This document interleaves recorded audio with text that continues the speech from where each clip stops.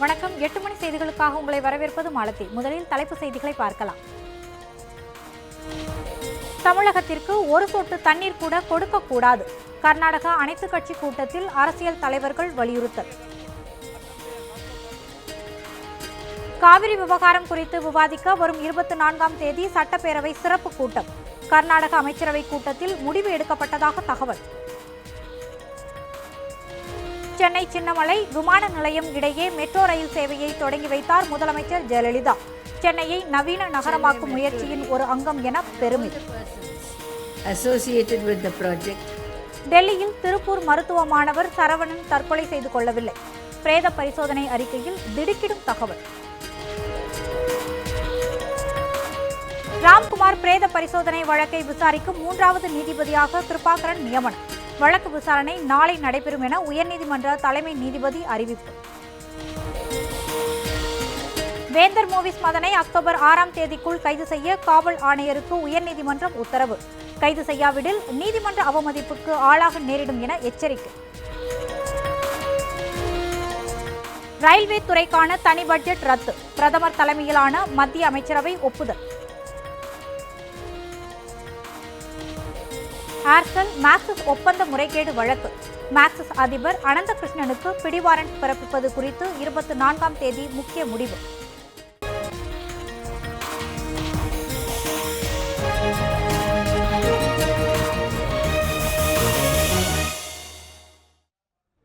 காவிரி விவகாரத்தில் உச்சநீதிமன்ற உத்தரவு குறித்து அனைத்துக் கட்சி கூட்டத்தில் எடுக்கப்பட்ட முடிவுகள் குறித்து பெங்களூருவில் இருக்கும் நமது செய்தியாளர் ரியாஸ் கௌசிடம் கேட்கலாம்.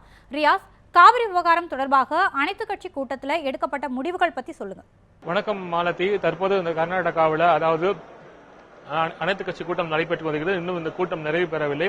அதாவது கர்நாடக முதல்வர் தலைமையில் தற்போது இந்த கூட்டம் நடைபெறுகிறது. இதுல காங்கிரஸ் மற்றும் ஜேடிஎஸ் உள்ளிட்ட கட்சியை சேர்ந்த முக்கிய தலைவர்கள் கலந்துட்டு இருக்காங்க. குறிப்பா இதுல அதாவது முன்னாள் பிரதமர் தேவகவுடா அவர்கள் 20 ஆண்டுகளுக்கு பிறகு அதாவது சட்டமன்றத்தில் அவர் இந்த காவிரி விவகாரம் தொடர்பாக கர்நாடக முதல்வர் கொடுத்த அழைப்பின் பேர்ல அவர் கலந்துட்டு இருக்காரு.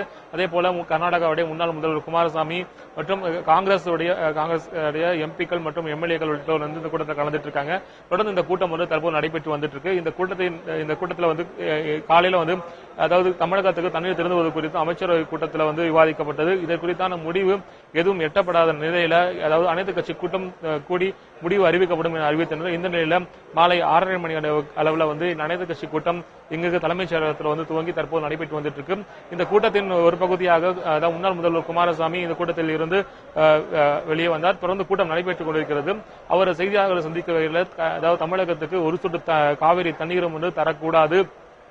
அதே போல உச்சநீதிமன்றத்துக்கு எவ்வளவு வலிமை உள்ளதோ அதே போல அரசாங்க சட்டமன்றத்துக்கும் அதே போல ஒரு அதிகாரம் உள்ளது. எந்த எக்காரணத்தை கொண்டு தமிழகத்துக்கு ஒரு சொட்டு தண்ணீரும் தரக்கூடாது என குமாரசாமி தெரிவித்தார். தொடர்ந்து இந்த கூட்டம் நடைபெற்று வருகிறது. இந்த கூட்டத்தில் எந்த மாதிரியான முடிவுகள் எடுக்கப்படும் என்பது குறித்தான எந்தவித தகவலும் தற்போது கிடைக்கவில்லை. குறிப்பா பாத்தீங்கன்னா குறிப்பா சிறப்பு பேரவை கூட்டம் நடத்த இருப்பதாகவும் அது மட்டும் இல்லாமல் அனைத்து கட்சியினரும் இணைந்து குடியரசுத் தலைவரை சந்திக்க இருப்பதாகவும் இங்குள்ள தகவல்கள் தெரிவிக்கின்றன. ஆனால் இந்த தகவல் இன்னும் முழுமையாக உறுதியாக தெரியப்படவில்லை. கூட்டம் தொடர்ந்து நடைபெற்று வருகிறது. இந்த கூட்டத்தில் குமாரசாமி உள்ளிட்ட முக்கிய தலைவர்கள் இந்த கூட்டத்தில் பங்கேற்று தற்போது இந்த கூட்டம் தொடர்ந்து நடைபெற்று வந்துட்டு மாலதி. உங்களுடைய தகவல்களுக்கு நன்றி ரியாஸ். தொடர்ந்து மற்ற செய்திகளை பார்க்கலாம். கர்நாடக முதல்வர் சித்தராமையா தலைமையிலான அனைத்துக் கட்சி கூட்டம் பெங்களூருவில் நடைபெற்று வந்தது. இந்த கூட்டத்தில் பங்கேற்கும் முன் செய்தியாளர்களை சந்தித்த முதலமைச்சர் சித்தராமையா அனைத்துக் கட்சி தலைவர்களின் கருத்தை கேட்கவே இந்த கூட்டம் கூட்டப்பட்டதாக தெரிவித்தார். ಒಂದು ಗಂಟೆ ಎಲ್ಲ ಇದನ್ನೇ ಮಾತಾಡಲಿಲ್ಲ. ಹೆಚ್ಚಾಗಿ ಕಾವೇರಿ ಇಶ್ಯೂ ಬಗ್ಗೆನೇ ನೀರು ಹಂಚಿಕೆ ಬಗ್ಗೆನೇ ನಿನ್ನೆ ಆಗಿರ್ತಕ್ಕಂಥ ಆದೇಶದ ಬಗ್ಗೆನೇ ಚರ್ಚೆ ಮಾಡಿದ್ದೀವಿ. ಆಲ್ ಪಾರ್ಟಿ ಮೀಟಿಂಗ್ ಕರೆದಿದ್ದೀವಿ ಈಗ 6 ಗಂಟೆಗೆ. ಅದಕ್ಕೆ ನೀವು ಬರ್ರಿ ಅಂತ ಹೇಳಿದ್ದೀನಿ. ಅವರು ಬರ್ತೀನಿ ಅಂತ ಹೇಳಿದ್ದಾರೆ. ಅಲ್ಲಿ ಚರ್ಚೆ ಮಾಡ್ತೀವಿ. ಆಮೇಲೆ ಏನ್ ತೀರ್ಮಾನ ಮಾಡಬೇಕು ಅಂತಕ್ಕಂಥದ್ದು ಅಲ್ಲೇ ಬಂದು ಅವ್ರ ಅಭಿಪ್ರಾಯ ಹೇಳ್ತಾರೆ. ಸರ್ ಏನೆಲ್ಲ ಸಲಹೆಗಳು ಕೊಟ್ಟಿದ್ದಾರೆ ಅಲ್ಲೇ ಬಂದು ಹೇಳ್ತೀವಿ ಅಂತ ಹೇಳಿದ್ದಾರೆ. காவிரி நீர் திறப்பு தொடர்பான உச்சநீதிமன்ற தீர்ப்பை ஏற்க முடியாது என்று கன்னட சலுவாளி கட்சி தலைவர் வாட்டாள் நாகராஜ் கூறியுள்ளார். ನಾವೆಲ್ಲ ಸೇರಿ ನಾನು ನನ್ನ ಜೊತೆಲಿ ಸಾರಾ ಗೋವಿಂದ್ರವರು, KR ಕುಮಾರ್, ಪ್ರವೀಣ್ ಕುಮಾರ್ ಶೆಟ್ಟಿ, ಗಿರೀಶ್ ಗೌಡ, ಶಿವರಾಮ್, ನಾವೆಲ್ಲ ಇಲ್ಲಿ ವಿಧಾನಸೌಧದ ಮುಂದೆ ಈ ಒಂದು ಸುಪ್ರೀಂ ಕೋರ್ಟ್ನ ಆದೇಶವನ್ನ ಸುಡಬೇಕು ಅಂತ ನಮ್ದು ಸಿದ್ಧಾಂತ. ಬೇಕಾಗಿಲ್ಲ ಅದು ಅಂತ ನಾವು ಬಂದ ತಕ್ಷಣ ಏನ್ ಪೊಲೀಸ್ ಈ ರಾಜ್ಯದಲ್ಲಿ ಇದೇನು ಪೊಲೀಸ್ ರಾಜ್ಯ ಆದಂಗೆ ಹೆಂಗೆ ಪೊಲೀಸ್ ಅಂತಂದ್ರೆ ಎಲ್ಲಾ ಬಾಗಿಲಲ್ಲೂ ಕಾದಿದ್ದಾರೆ. சென்னை சின்னமலை விமான நிலையம் இடையேயான மெட்ரோ ரயில் சேவையை முதலமைச்சர் ஜெயலலிதா இன்று தொடங்கி வைத்தார்.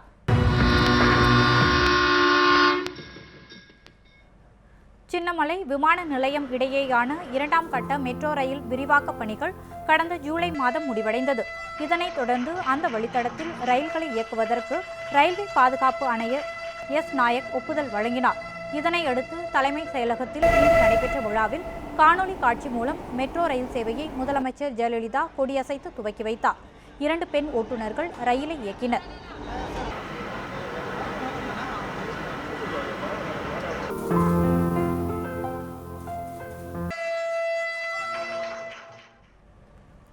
நிகழ்ச்சியில் பேசிய முதலமைச்சர் ஜெயலலிதா சென்னை மாநகர போக்குவரத்து மேம்பாட்டில் மெட்ரோ ரயில் சேவை புதிய மாற்றத்தை கொண்டு வந்திருப்பதாக குறிப்பிட்டார். இந்த ஆண்டு இறுதிக்குள் மெட்ரோ ரயில் சுரங்க வழித்தட பணிகள் நிறைவடையும் என்றும் அவர் நம்பிக்கை தெரிவித்தார். I congratulate Chennai Metro Rail and all the persons associated with the project who have brought a modern mass transit system to the city of Chennai. Like the residents of the city, I look forward to the commencement of operations on the underground section of the metro rail, which I am confident will be before the end of 2016. Nandri. புதிய வழித்தடத்தில் விமான நிலையம், மீனம்பாக்கம், நங்கநல்லூர் சாலை, கிண்டி, சின்னமலை மற்றும் பரங்கிமலையில் உள்ள 6 metro rail நிலையங்களும் திறந்து வைக்கப்பட்டன. இந்த நிகழ்ச்சியில் மத்திய நகர்ப்புற வளர்ச்சித்துறை அமைச்சர் வெங்கையா நாயுடு, மத்திய சாலை போக்குவரத்து துறை அமைச்சர் பொன் ராதாகிருஷ்ணன், ஜப்பான் துணை தூதரக அதிகாரிகள் உள்ளிட்டோர் கலந்து கொண்டனர். With the opening of the metro line from Middle Mount to airport today, Chennai will now have around 19 kilometers of metro operational out of total 45 kilometers of Chennai metro rail project phase 1. The airport metro station will connect the Chennai domestic and international airport in stage 1A corridor. This link will cater to the domestic and international travelling commuters who will benefit from reaching to Chennai airport by avoiding the Chennai traffic. முன்னதாக RK நகரில் 3 மகளிர் பேருந்து வழித்தடங்கள் உட்பட 200 புதிய பேருந்துகளின் சேவையையும் பொதுமக்களின் பயன்பாட்டிற்காக முதலமைச்சர் ஜெயலலிதா தொடங்கி வைத்தார்.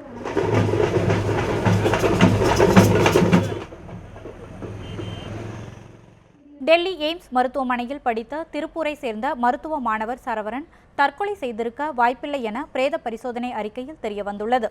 டெல்லி எய்ம்ஸ் மருத்துவக் கல்லூரியில் திருப்பூரை சேர்ந்த சரவணன் MD படிப்பில் சேர்ந்து படித்தார். அவர் கடந்த ஜூலை 9ஆம் தேதி மர்மமான முறையில் தனது அறையில் இறந்து கிடந்தார். அவர் தற்கொலை செய்து கொண்டதாக தகவல் வெளியானது. இந்த விவகாரம் நாடாளுமன்றத்திலும் எதிரொலித்தது. மேலும் CBI விசாரணைக்கு உத்தரவிடவும் கோரிக்கைகள் எழுந்தன. இந்த நிலையில் சரவணனின் தந்தை கணேசன் டெல்லி உயர்நீதிமன்றத்தில் தொடர்ந்த வழக்கை அடுத்து சரவணனின் பிரேத பரிசோதனை அறிக்கை அளிக்கப்பட்டது. ஆனால் அதில் சரவணன் தற்கொலை செய்திருக்க வாய்ப்பு இல்லை என்று தெரிவிக்கப்பட்டுள்ளது. மேலும் சரவணன் உடலில் யாரோ விச ஊசி செலுத்தியிருக்க வேண்டும் என்றும் அறிக்கையில் தெரிவிக்கப்பட்டுள்ளது. விச ஊசியானது மருத்துவம் தெரிந்த ஒருவராலே செலுத்தப்பட்டிருக்க வேண்டும் என்றும் பிரேத பரிசோதனையில் தெரிவிக்கப்பட்டுள்ளது. மருத்துவர் கதிர் கே குப்தா தலைமையிலான மருத்துவர்கள் குழு இந்த அறிக்கையை தாக்கல் செய்துள்ளது.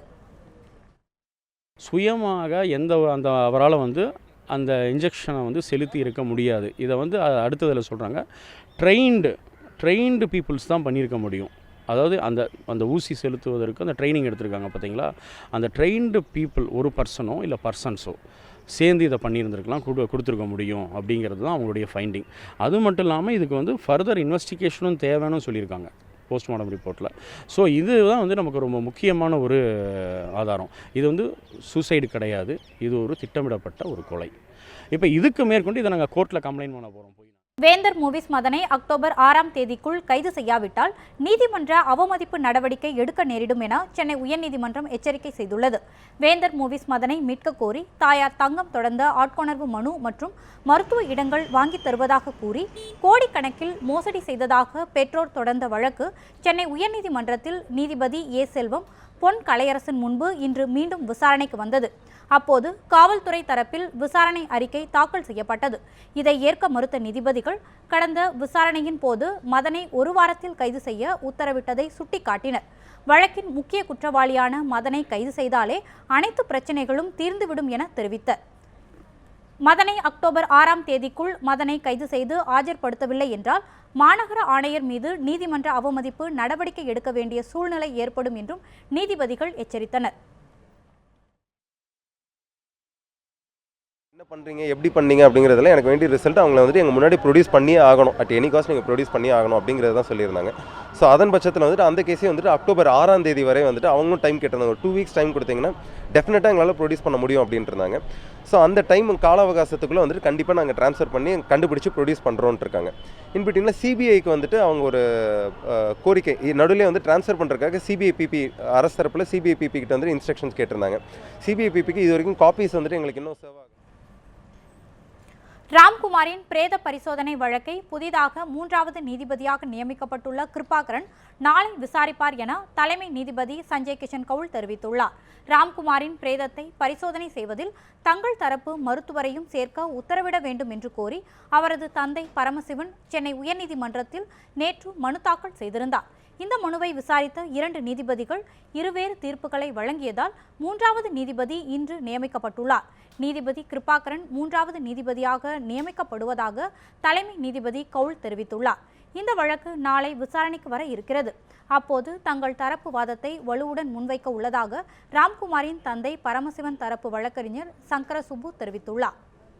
அதாவது பரமசிவன் வந்து தன்னுடைய எளிய கோரிக்கை, அதாவது நியாயமான கோரிக்கை, அது அரசியல் சட்டத்துக்கு உட்பட்டு ஆர்டிகல் 21 சொல்ல நம்முடைய அடிப்படை உரிமை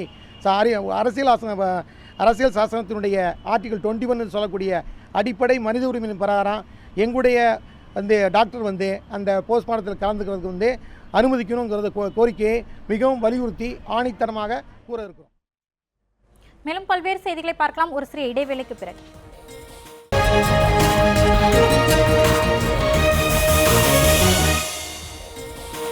8 மணி செய்திகளுக்காக மீண்டும் வரவேற்கிறேன். ஆசல் மேக்சிஸ் வழக்கில் மலேசிய தொழிலதிபர் அனந்த கிருஷ்ணன் உள்ளிட்டோருக்கு கைது வாரண்ட் பிறப்பிப்பது தொடர்பாக வரும் 24ஆம் தேதி முடிவெடுக்கப்படும் என டெல்லி சிபிஐ சிறப்பு நீதிமன்றம் அறிவித்துள்ளது. ஏர்செல் மேக்சிஸ் ஒப்பந்த முறைகேடு வழக்கு டெல்லி சிபிஐ சிறப்பு நீதிமன்றத்தில் நடைபெற்று வருகிறது. இன்றைய விசாரணையில் சிபிஐ தரப்பில் ஆஜரான வழக்கறிஞர் இந்த வழக்கில் மேக்சிஸ் நிறுவன தலைவர் அனந்த கிருஷ்ணன் மற்றும் தலைமை செயல் அதிகாரி ரால்ஃப் மார்சல் ஆகியோருக்கு ஏற்கனவே 3 முறை சம்மன் அனுப்பியும் பதில் இல்லை என தெரிவித்தார். மேலும் கைது வாரண்ட் பிறப்பித்தால் சர்வதேச போலீஸ் மூலம் நடவடிக்கை எடுக்கப்படலாம் எனவும் அவர் வாதிட்டார். இதற்கு ஏர்செல் மேக்சிஸ் வழக்கை சிபிஐ சிறப்பு நீதிமன்றம் விசாரிப்பதற்கு எதிர்ப்பு தெரிவித்து மேல்முறையீடு செய்யப்பட்டுள்ளதாகவும் அதுவரை கைது வாரண்ட் பிறப்பிக்கக்கூடாது என்றும் மேக்சிஸ் தரப்பு வழக்கறிஞர் வாதிட்டார்.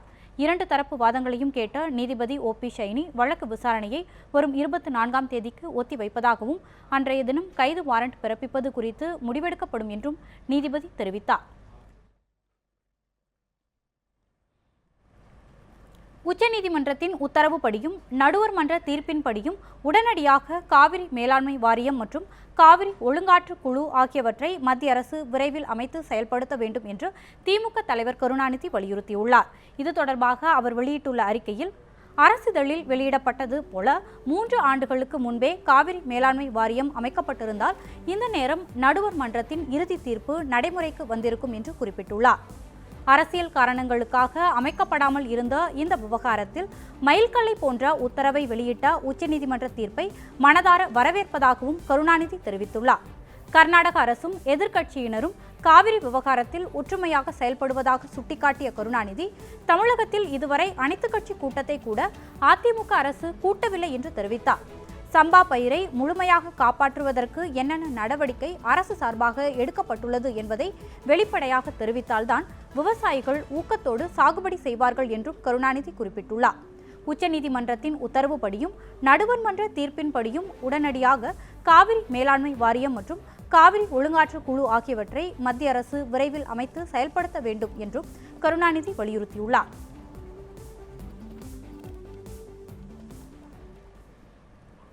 மனநலம் பாதிக்கப்பட்ட மகனை கருணை கொலை செய்யக்கோரி அவரது தாயார் கோவை மாவட்ட ஆட்சியர் அலுவலகத்தில் மனு அளித்தது சோகத்தை ஏற்படுத்தியுள்ளது.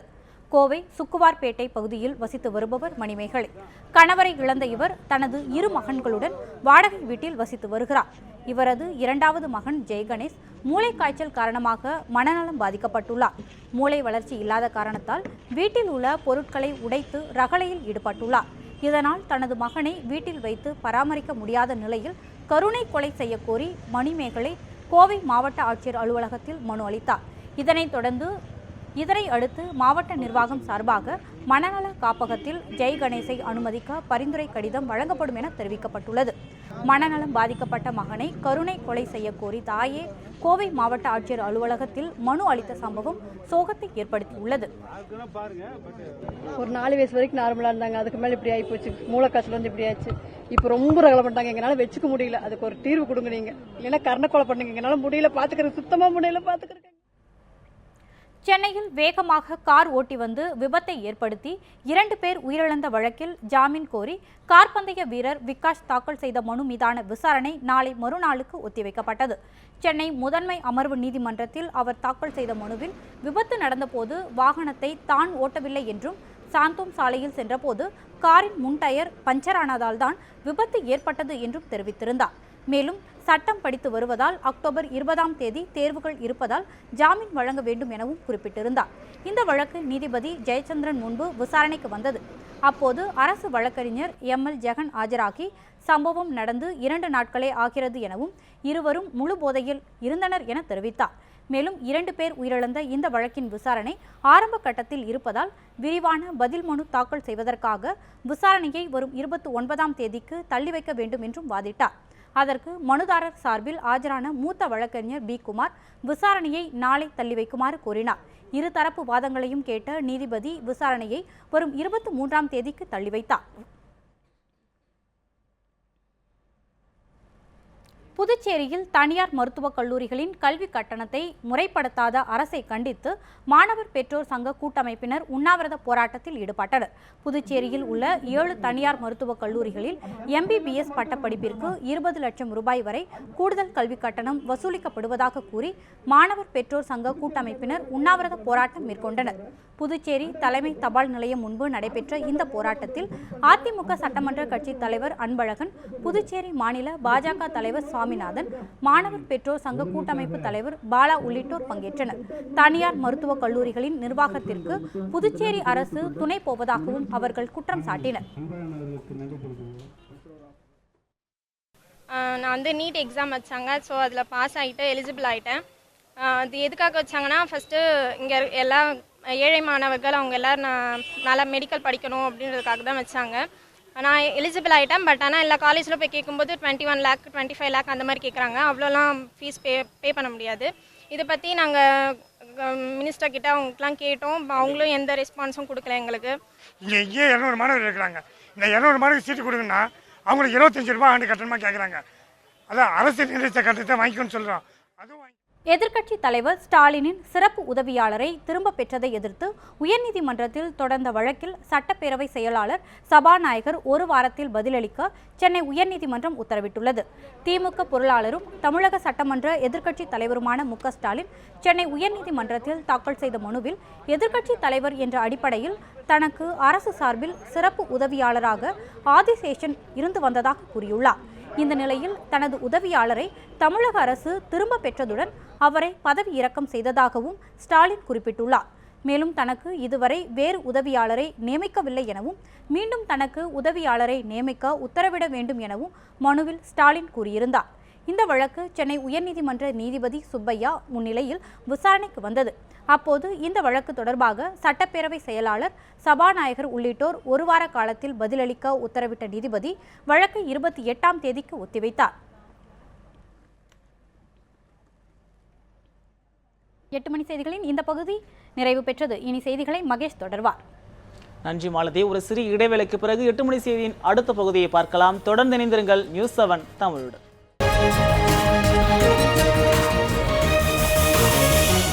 தமிழகத்திற்கு ஒரு சொட்டு தண்ணீர் கூட கொடுக்கக்கூடாது என கர்நாடக அனைத்து கட்சி கூட்டத்தில் அரசியல் கட்சி தலைவர்கள் வலியுறுத்தியுள்ளனர்.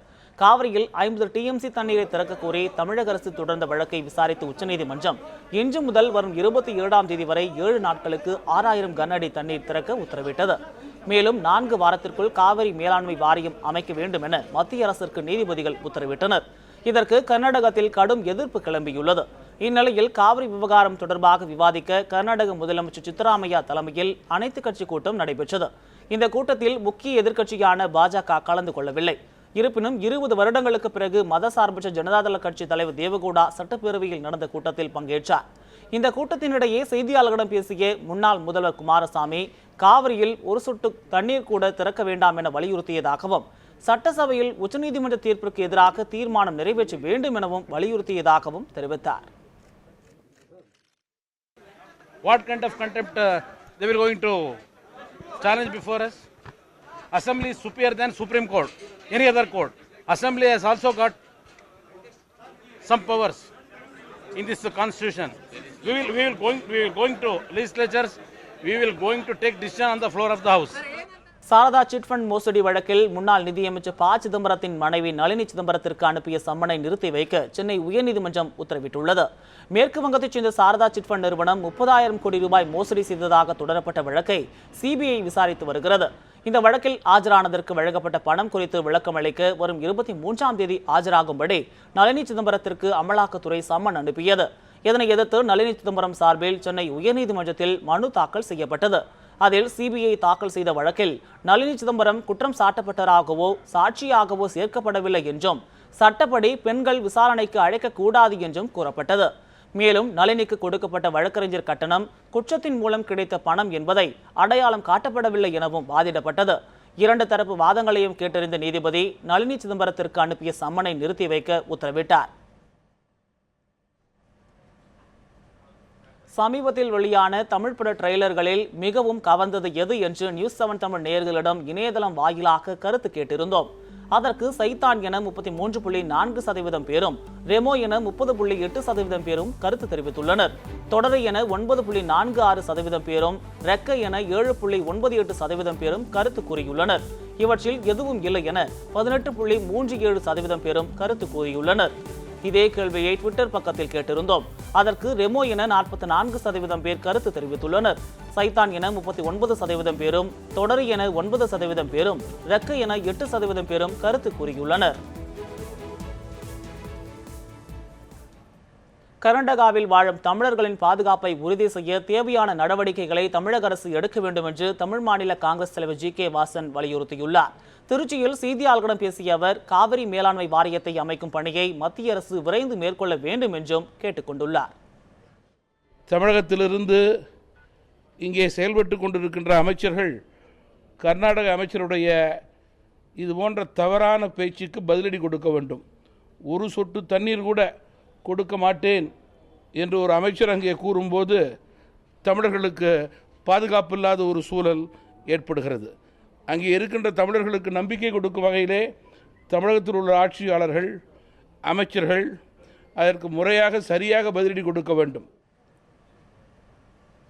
உயர்பட்ச பாதுகாப்பு போடப்பட்ட சிறைச்சாலையில் ராம்குமார் தற்கொலை செய்து கொண்டதாக கூறப்படுவது குறித்து சிபிஐ விசாரணைக்கு உத்தரவிட வேண்டும் என புதிய தமிழகம் கட்சித் தலைவர் கிருஷ்ணசாமி வலியுறுத்தியுள்ளார். ராம்குமார் உடல் வைக்கப்பட்டுள்ள சென்னை ராயப்பேட்டை மருத்துவமனைக்கு வந்த கிருஷ்ணசாமிக்கு போலீசார் அனுமதி மறுத்ததை தொடர்ந்து செய்தியாளர்களிடம் பேசிய போது இதனை தெரிவித்தார். ஹை செக்யூரிட்டி, அதாவது உயர்ந்தபட்ச பாதுகாப்பு இருக்கக்கூடிய ஒரு சிறைச்சாலையில் இதுநாள் வரையும் தமிழக சிறையிலே நடந்திராத ஒரு சம்பவம், அதாவது மின்வயரை கடித்து தற்கொலை செய்து கொண்டார் என்று நம்ப முடியாத ஒரு செய்திகள் வந்து கொண்டிருக்கின்றன. எனவே தான் இதில் சிபிஐ இடத்துல இந்த வழக்கை ஒட்டுமொத்தமாக சுவாதியினுடைய கொலை மற்றும் ராம்குமாரனுடைய இந்த சந்தேக மரணம் குறித்து சிபிஐ விசாரிக்க வேண்டும் என்று புதிய தமிழகம் கட்சியின் சார்பாக வணிகர்கள் பாதிக்கப்படாத வகையில் விதிமுறைகளை அமல்படுத்தி உள்ளாட்சி தேர்தலை நடத்த வேண்டும் என்று வணிகர் சங்க பேரமைப்பின் தலைவர் விக்ரமராஜா வலியுறுத்தியுள்ளார். திருநெல்வேலியில் வணிகர் சங்கத்தின் பொதுக்குழுவில் கலந்து கொள்வதற்காக வந்த அவர் செய்தியாளர்களை சந்தித்தார். அப்போது அவர் மத்திய அரசு கொண்டு வரும் உணவு பாதுகாப்பு மசோதாவில் சில சட்ட விதிகளை தளர்த்தி எளிமைப்படுத்தி அமல்படுத்த வேண்டும் என்று கேட்டுக்கொண்டார். வணிகர்கள் பாதிக்கப்படாத வகையில் விதிமுறைகள் அமல்படுத்தி உள்ளாட்சி தேர்தலை நடத்த வேண்டும் என்றும் விக்ரமராஜா வலியுறுத்தினார்.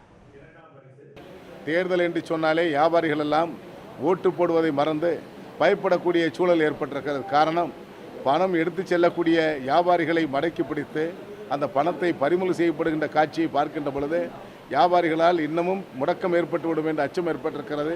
அதற்கு தேர்தல் அதிகாரிகள் ஒரு விதிமுறைகள் நிர்ணயம் செய்து வியாபாரிகள் பாதிக்கப்படாத சூழலை இந்த தேர்தலிலே நடத்தி காட்ட வேண்டும் என்ற தமிழ்நாடு வணிகத்துறை பேரமைப்பு கோரிக்கையை நாங்கள் வலியுறுத்துகிறோம். செய்திகளை தொடர்ந்து பார்க்கலாம் ஒரு சிறிய இடைவேளைக்கு பிறகு.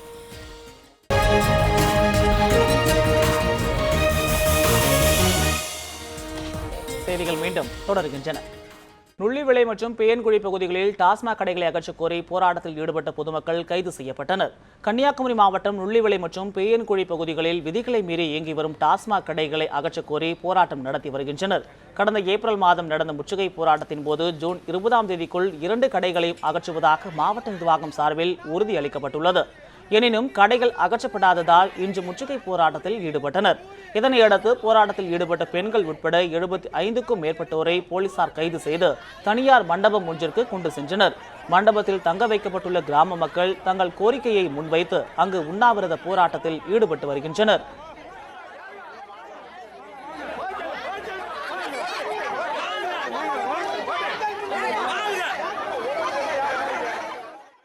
ரெண்டு வருஷமா போராடிய மக்களுக்கு நியாயம் கிடைக்கல. படிப்படியா நாங்க டாஸ்மாக மூடுவோம் அப்படின்னு கொடுத்த அந்த வாக்குறுதி பொய், அரசு பொய், மக்களுக்கு தெரியும். பக்ரீத் பண்டிகையை முன்னிட்டு ஒட்டகம் வெட்டப்பட்ட வழக்கில் முன்ஜாமீன் கோரி மதுரையைச் சேர்ந்த 2 தாக்கல் செய்த மனுக்கள் குறித்து மதுரை மாவட்ட போலீசார் பதிலளிக்குமாறு உயர்நீதிமன்ற மதுரை கிளை உத்தரவிட்டுள்ளது. பக்ரீத் பண்டிகையின் போது குர்பானிக்காக ஒட்டகம் வெட்டக்கூடாது என சென்னை உயர்நீதிமன்றம் தடை விதித்திருந்தது. இதனை மீறி மதுரையில் ஒட்டகம் வெட்டியதாக கிழக்கு வெளி வீதியைச் சேர்ந்த ஆதம் பாவா, காலித் முகமது உட்பட 10 பேர் மீது நாகமலை புதுக்கோட்டை போலீசார் வழக்கு பதிவு செய்தனர். இந்த நிலையில் ஆதம் பாவா, காலித் முகமது ஆகிய இருவரும் முன்ஜாமீன் கேட்டு மதுரை உயர்நீதிமன்ற கிளையில் மனு தாக்கல் செய்தனர். அதில் ஒட்டகத்தை அண்டை மாநிலமான கேரளாவுக்கு கொண்டு செல்லும் வழியில் போலீசார் துன்புறுத்தலால் ஒட்டகம் இறந்ததாகவும் இந்த வழக்கில் தங்களுக்கு முன்ஜாமீன் வழங்கிட வேண்டும் எனவும் குறிப்பிட்டிருந்தனர். இந்த மனுவை விசாரித்த நீதிபதி கோகுல்தாஸ் இது தொடர்பாக மதுரை மாவட்ட போலீசார் பதிலளிக்க உத்தரவிட்டார். மேலும் வழக்கு விசாரணையை செப்டம்பர் 29ஆம் தேதிக்கு தள்ளி வைப்பதாக அறிவித்தார். சர்வதேச அளவில் செம்மர கடத்தலில் ஈடுபட்டு வந்த தமிழகத்தைச் சேர்ந்த குணசேகர் என்பவரை ஆந்திர செம்மர கடத்தல் தடுப்பு பிரிவு போலீசார் கைது செய்துள்ளனர். திருப்பதி லட்சுமிபுரம் அருகே கிடைத்த தகவலின் அடிப்படையில் செம்மர கடத்தல் தடுப்பு பிரிவு போலீசார் தமிழகத்தின் கும்மிடிப்பூண்டியைச் சேர்ந்த குணசேகரை கைது செய்தனர். இதுகுறித்து செய்தியாளர்களுக்கு பேட்டியளித்த செம்மர கடத்தல் தடுப்பு பிரிவு டிஐஜி காந்தாராவ், கடந்த ஆகஸ்ட் மாதம் திருப்பதியில் செம்மரங்கள் வெட்டுவதற்கு வந்ததாக 10 தமிழர்கள் கைது செய்யப்பட்டனர். 10 பேரையும் விடுவிக்க நீதிமன்றம் உத்தரவிட்டதை தொடர்ந்து அவர்களை ஜாமீன் எடுக்க குணசேகர் திருப்பதி வந்தார். இதனையடுத்து குணசேகரை கைது செய்து விசாரணை நடத்தி வருவதாக காந்தாராவ் தெரிவித்தார். மேலும் குணசேகரிடம் நடத்திய விசாரணையில் நெல்லூர், திருப்பதி, கடப்பா மாவட்டங்களில் உள்ளவர்களுடன் கூட்டு வைத்து இதுவரை 200 டன் செம்மரங்களை உலகின் பல்வேறு நாடுகளுக்கு ஏற்றுமதி செய்து வந்துள்ளதாக காந்தாராவ் தெரிவித்தார். சென்னை விமான நிலையம் சின்னமலை இடையேயான மெட்ரோ ரயில் சேவையை முதலமைச்சர் ஜெயலலிதா இன்று தொடங்கி வைத்தார். புதிய வழித்தடம் குறித்து விளக்குகிறார் நமது செய்தியாளர் மோகன்ராஜ். தமிழகத்தின் தலைநகரான சென்னையில் ஏற்படும் போக்குவரத்து நெரிசலை குறைப்பதற்காக உருவாக்கப்பட்ட திட்டம்தான் மெட்ரோ ரயில் திட்டம். ஏற்கனவே சென்னை ஆலந்தூரிலிருந்து கோயம்பேடு வரையில் இந்த மெட்ரோ ரயில் சேவை இயக்கப்பட்டு வருகிறது. மேலும் அதற்கு வலு சேர்க்கும் விதமாக சின்னமலையிலிருந்து விமான நிலையம் வரையிலான மெட்ரோ ரயில் சேவையை இன்று தமிழக முதலமைச்சர் ஜெயலலிதா அவர்கள் துவக்கி வைத்தார். இந்த தொடக்க விழாவில் மத்திய அமைச்சர் வெங்கையா நாயுடு உள்ளிட்ட பலர் கலந்து கொண்டனர். குறிப்பாக சின்னமலையிலிருந்து விமான நிலையம் வரை செல்லும் பயண தூரம் எவ்வளவு அப்படின்னு நாம் பார்த்தோம் அப்படின்னா, சின்னமலையிலிருந்து விமான நிலையம் வரை 8.6 கிலோமீட்டர் பயண தூரமாக உள்ளது. இந்த பயண தூரத்தில் இருக்கும் இடையிலான ரயில் நிலையங்கள் என்னென்ன அப்படின்னு பார்த்தோம்னா, முதலாவதாக விமான நிலையமும், அடுத்தபடியாக மீனம்பாக்கம் மெட்ரோ ரயில் நிலையமும், அதற்கு அடுத்தபடியாக நங்கநல்லூர் சாலை மெட்ரோ ரயில் நிலையமும், கிண்டி மெட்ரோ ரயில் நிலையத்தை அடைகிறோம். இதை தாண்டி தான் நாம் தற்பொழுது இத்தனை ரயில் நிலையங்களை தாண்டி தான் நாம் சின்னமலை ரயில் நிலையத்தை அடைய முடியும்.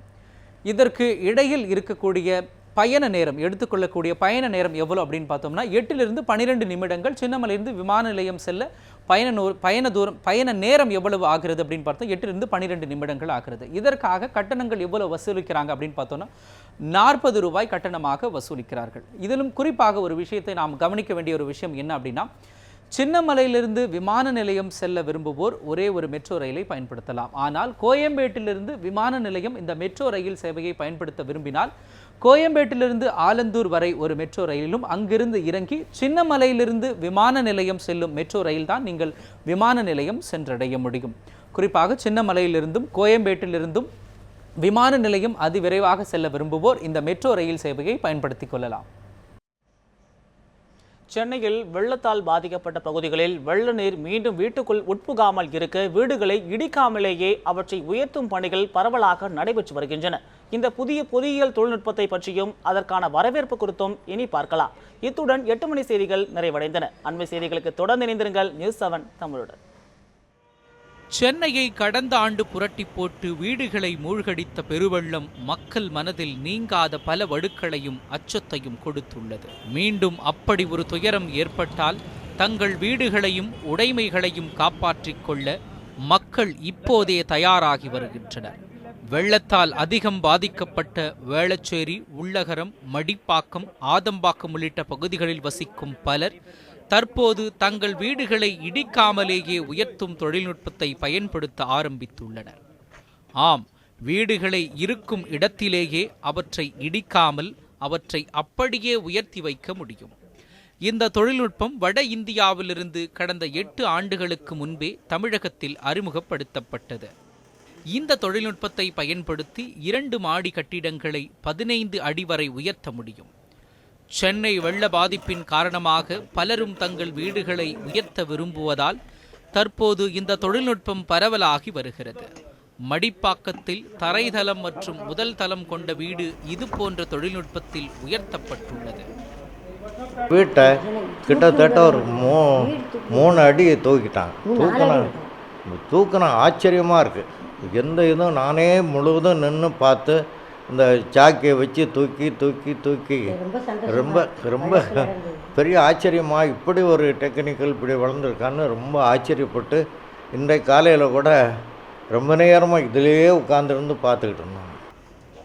உயர்த்தப்பட வேண்டிய வீட்டுக்கு கீழே முதலில் பள்ளம் தோண்டப்படுகிறது.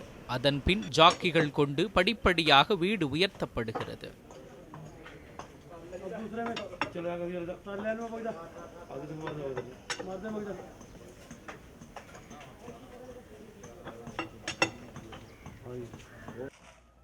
சாலைகளை விட வீடுகள் தாழ்வாக அமைந்திருப்பதால் வெள்ள நீர் மட்டுமல்லாமல் கழிவு நீரும் பல இடங்களில் வெளியேறுவதில்லை. இதன் காரணமாகவும் பலர் வீடுகளை உயர்த்துகின்றனர். பார்த்து கட்டிய வீட்டை இடிக்காமல் புத்தம் புதிதாகவும் எந்தவித சேதமும் இன்றி காண்பது அதிசயமாக இருப்பதாகவும் தன்னை போல் தன்னுடைய நண்பர்களும் இதேபோல் தங்களுடைய வீடுகளையும் உயர்த்தி இருப்பதாக கூறுகிறார் பெருமழை வெள்ளத்தில் தத்தளித்து மீண்ட வேளச்சேரி பாலச்சந்திரன். டிமாலிஷ் பண்ணுறதை விட இது எக்ஸ்பெண்டிச்சர் 1/3 தான் ஆகுது. அதனால் திஸ் இஸ் ப்ரிஃபரபிள் ஒன். இப்போ என்னை பார்த்துட்டு என்னுடைய தெருவில் என் பின்னாடி தெருவில் என்னுடைய ஃப்ரெண்ட் ஒருத்தர் செஞ்சுருக்காரு. எங்கள் தெருவில் இன்னொரு பெரிய மல்டி ஸ்டோர் ஃப்ளாட் பண்ணுறாரு மிஸ்டர் சவான். இப்போது ஸோ இன்னும் நிறையா இடத்துல அவர் செஞ்சிட்ருக்காரு. I wish him all success in his career. 1991ஆம் ஆண்டு முதல் வீடுகளை நகர்த்துதல் மற்றும் இடம் மாற்றம் செய்தல் ஆகிய பணிகளை செய்து வரும் ஹரியானாவைச் சேர்ந்த சௌஹான் இந்த தொழில்நுட்பத்திற்கான காப்புரிமையை 1991ஆம் ஆண்டு பெற்றுள்ளார். இந்தியாவில் பல்வேறு மாநிலங்களில் சுமார் 15,000க்கும் மேற்பட்ட வீடுகள், மருத்துவமனை உள்ளிட்டவற்றை உயர்த்தியும் இடம் மாற்றியும் இருப்பதாக கூறுகிறார் சௌஹான். மேலும் இந்த தொழிலில் தன் குடும்ப உறுப்பினர்கள் அனைவரும் வெவ்வேறு மாநிலங்களில் இப்பணியினை செய்து வருவதாக கூறிய அவர் சென்னையில் மட்டும் 600 வீடுகளுக்கும் மேல் உயர்த்தியிருப்பதாக சௌஹான் தெரிவிக்கிறார். I did this lifting project near about 15,000 in all over India, and in Chennai area near about 600 project. And last year December flood time in Chennai, my 2 projects on the jacks, one building 3 feet height and one building 2 feet height, one building in Ramnagar area and one building in Thorepakam area. Thorepakam area ground plus first building and Ramnagar area only ground floor building. வீட்டை இடித்து புதிதாக வீடு கட்ட ஆகும் செலவில் பாதி கூட வீட்டை உயர்த்துவதில் ஏற்படாது என்று இந்த பணியில் ஈடுபட்டுள்ள நிறுவனங்கள் தெரிவிக்கின்றன. ஒரு சதுர அடியை 3 அடி வரை உயர்த்த 250 ரூபாய் செலவாகும். அதே நேரத்தில் 1000 சதுர அடி கொண்ட 2 மாடி கட்டிடம் இருந்தால் மொத்தம் 3000 சதுர அடிக்கான கட்டணம் பெறப்படும். வீட்டை உயர்த்திய பிறகு ஏற்படும் பள்ளத்தை மூடுவதற்கான கட்டுமான பொருட்களை வீட்டின் உரிமையாளர் தான் வாங்கித் தர வேண்டும். ஆனால் வீட்டை உயர்த்தியதன் காரணமாக வீட்டுக்கு ஏதேனும் பாதிப்பு ஏற்பட்டால் அதனை நிறுவனமே ஏற்கும். இவற்றை உறுதி செய்யும் வகையில் வீட்டின் உரிமையாளருக்கும் நிறுவனத்திற்கும் ஒப்பந்தம் போடப்பட்ட பின்னர்தான் பணிகள் தொடங்கப்படுவது வீட்டின் உரிமையாளருக்கு சாதகமான அம்சம். ஒளிப்பதிவாளர் ஸ்ரீநாத்துடன் பாலாஜி ஜோதி, நியூஸ் 7 தமிழ், சென்னை.